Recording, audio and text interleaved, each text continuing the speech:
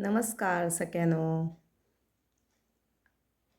आज माझी रेसिपी आहे आवळ्याचा मावा. एकदम सोपी आणि सुटसुटीत करायला रेसिपी आहे. त्यासाठी मी इथे 1 किलो आवळे घेतलेले आहेत, स्वच्छ धुवून. त्यातले थोडे मी आता किसले आहेत. हे बघा, असे मी हे किसून आवळे घेतलेले आहेत. किसायचं माझं काम चालू आहे. हे काय सुरू आहे, आवळा किसून घेणार आहे. पूर्ण सगळे आवळे हे किसून घेणार आहे आणि मग जेवढा किस होईल तेवढी साखर घालून 3 दिवस तसंच झाकून घरात ठेवणार आहे. अधूनमधून सकाळी एकदा आणि रात्री एकदा हा आवळ्याचा किस चमच्याने वर खाली करून ढवळून घ्यावा, म्हणजे त्याला बुरशी येत नाही आणि वास येत नाही. त्यामुळे 3 दिवस हा साखरेत मुरण्यासाठी ठेवावा. आता आवळ्यांना काही डाग असतात, ते डाग मी हे बघा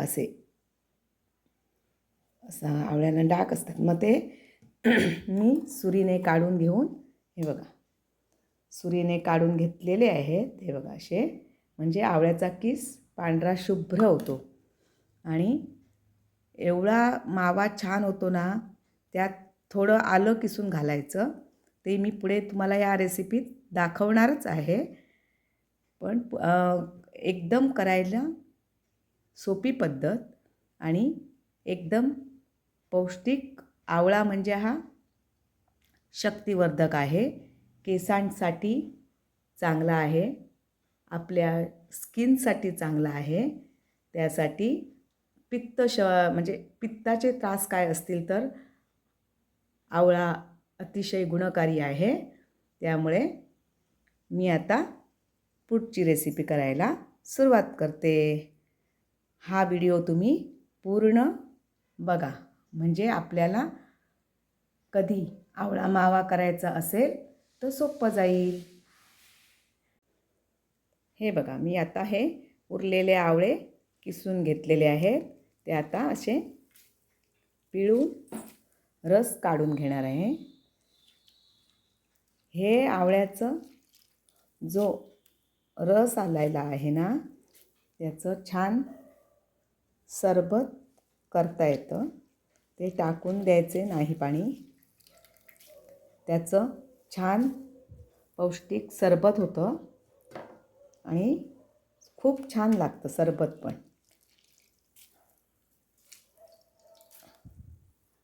अशा प्रकारे मी आता सर्व आवळे हे किसून घेतलेले आहेत आणि तो किस पिळून घेतलेला आहे. हे बघा किती छान दिसतोय ना.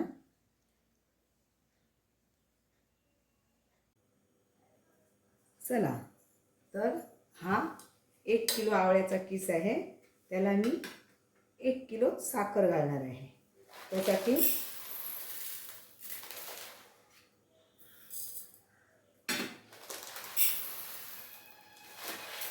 1 किलो आवळ्याला जेवढा आवळा तेवढी साखर, असं साधारण ह्याचं प्रमाण आहे.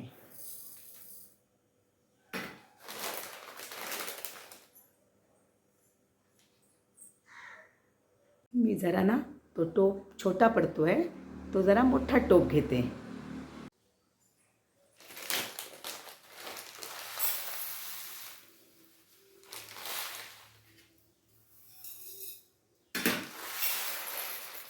साधारण 5 वाट्या साखर झाली.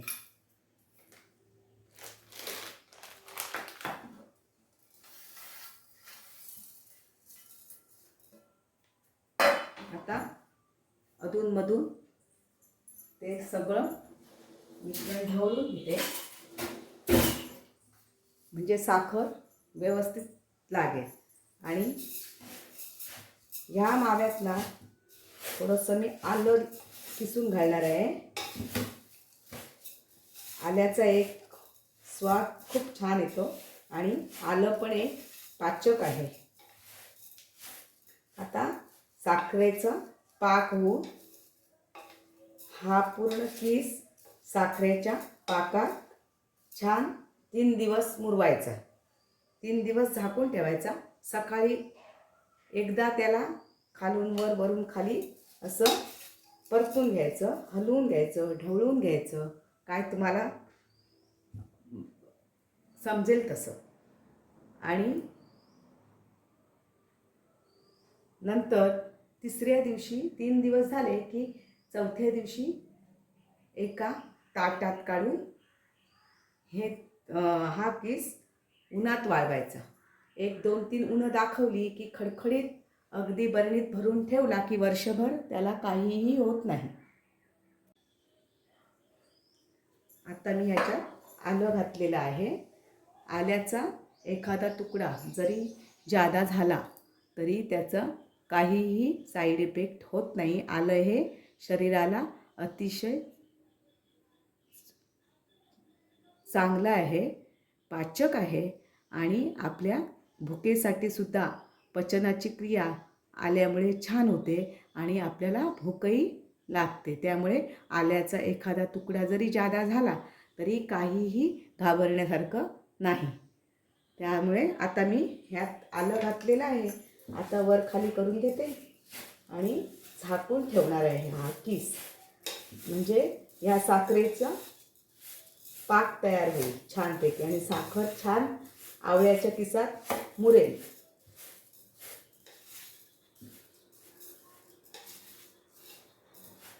हे बघा, असं आवळ्याचा किस वर खाली करून छानपैकी परतून घ्यावा आणि झाकून ठेवावा. हे पिळून काढलेलं मी आवळ्याचं पाणी, त्याचं मी छानपैकी सरबत करणार आहे. ते टाकून देऊ नये, कारण आवळ्यात खूप औषधी गुणधर्म आहेत. त्यामुळे आवळ्याचा एकही भाग फुकट जात नाही.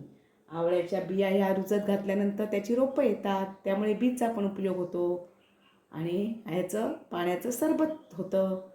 त्यामुळे मी आता या पाण्याचं सरबत करणार आहे. जेवढा किस भरतो आवळ्याचा तेवढी साखर घेतली तरी चालते. मी आवळे 1 किलो घेतलेले म्हणून 1 किलो साखर घातली आणि साधारण 1, 2, 3 आल्याचे तुकडे घेतले. जरा असे मोठे जून चांगले की ते सोलू म्हणजे सालं काढून किसून घेतले.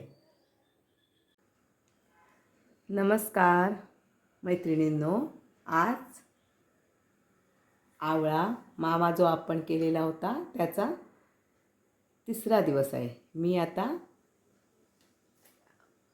हा आवळ्याचा किस असं ताटात घालून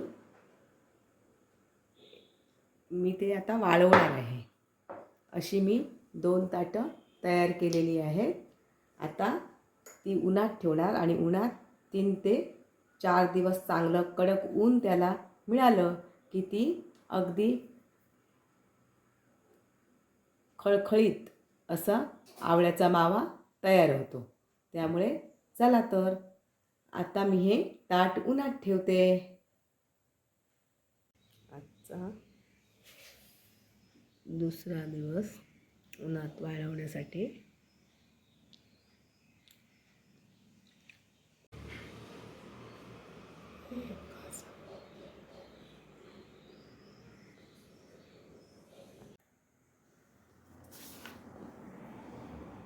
हा बघा, आज ना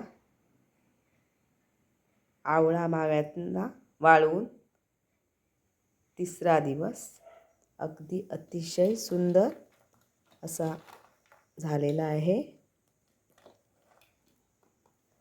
हा मावा वर्षभर टिकतो आणि पित्त,